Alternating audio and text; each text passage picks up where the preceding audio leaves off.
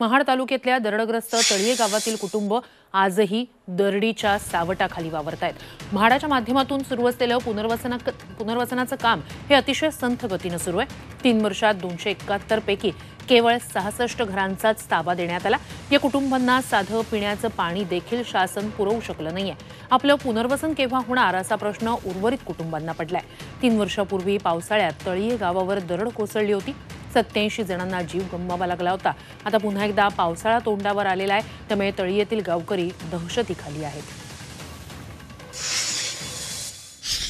जर पुढे अतिवृष्टी जर आता ह्या वर्षी खूप झालीच आणि हे झालं जास्त पाऊस झाला तर ते नक्कीच वरची माती सरकण्याची शक्यता भरपूर आहे। पाऊस येतो ज्यावेळेस त्यावेळेस पाणी पूर्ण आतमध्ये येतं, घरामध्ये समोरून पण आतमध्ये पाणी येतं आणि पाठीमागून पण आतमध्ये येतं।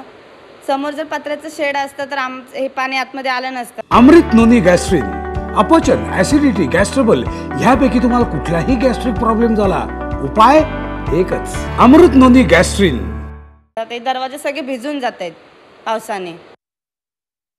तर तळीये पुनर्वसन वसाहतीतूनच थेट आढावा घेतलेला आमचे प्रतिनिधी प्रफुल्ल पवार यांनी। जवळपास 3 वर्ष पूर्ण होत आली तरी महाडच्या तळीयेतील दरडग्रस्तांचं पुनर्वसन अद्यापही पूर्ण झालेलं नाही। आपण त्याच दरडग्रस्तांच्या पुनर्वसन वसाहतीमध्ये आहोत।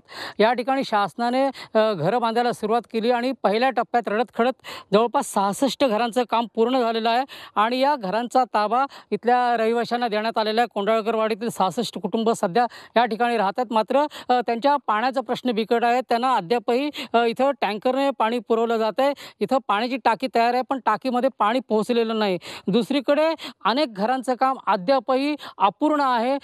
खूप मोठ्या प्रमाणात हे काम बाकी आहे आणि त्यामुळे हे काम लवकरात लवकर होईल अशी अपेक्षा इथल्या नागरिकांना वाटत नाही। ही जी तळीये गाव जे आहे ते या ठिकाणी आपण जर पाहतोय, हा जो डोंगर दिसतो या डोंगराच्या पायथ्याशी हे जवळपास 6 ते 7 वाड्या वसलेल्या आहेत आणि या वाड्यांमध्ये अद्यापही जवळपास 200हून अधिक कुटुंब या ठिकाणी दरडीच्या छायेखाली राहत आहेत। पावसाळ्यात अतिवृष्टी होऊन कोणत्याही क्षणी दरड कोसळू शकते अशी भीती इथल्या नागरिकांना वाटते आणि त्यामुळे आपलं लवकरात लवकर पुनर्वसन व्हावं असं साकडं जे आहे ते इथले नागरिक जे रहिवासी आहेत ते शासनाला घालतायत। प्रफुल्ल पवार, झी 24 तास, रायगड।